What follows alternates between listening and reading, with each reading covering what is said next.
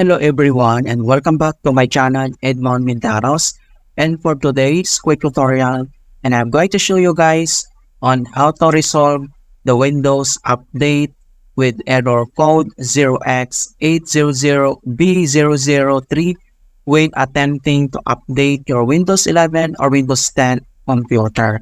Kung paano ba natin ito i-fix, and without further ado, and let's go ahead. So all you have to do is to open up on a search menu and then tap mo lang dito yung troubleshoot settings and then click mo lang dito yung open. And then next step, dito lang sa troubleshoot settings and dito lang sa options under nito ay kailangan mo lang select dito yung other troubleshooters. So click mo lang yun.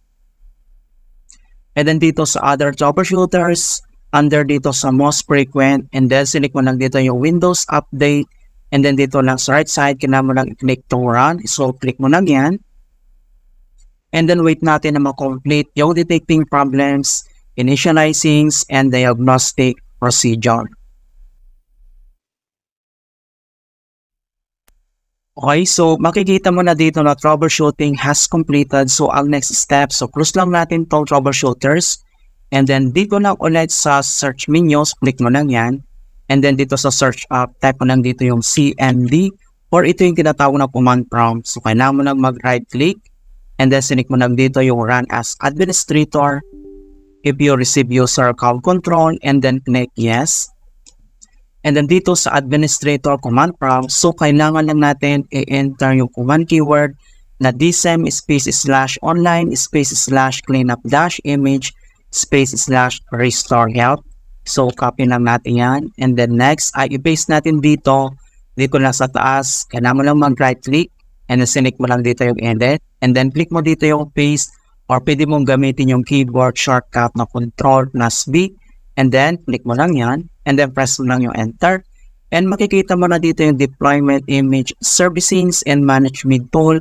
So, dito ay kailangan lang natin hintay na ma-complete ang verifications into 100%.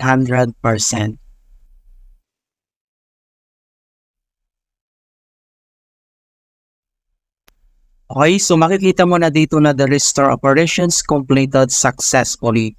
And the next command keyword na kailangan natin i-enter ay type mo lang yung sfc /scan now. So in all is more later lahat, and then yung /scan now ay one word po yan. And then press mo lang yung enter. And makikita mo na dito na beginning system scan. This process will take some time. Beginning verifications phase of system scan. So dito ay kailangan ulit natin na hintay na ma-complete ang verifications into 100%.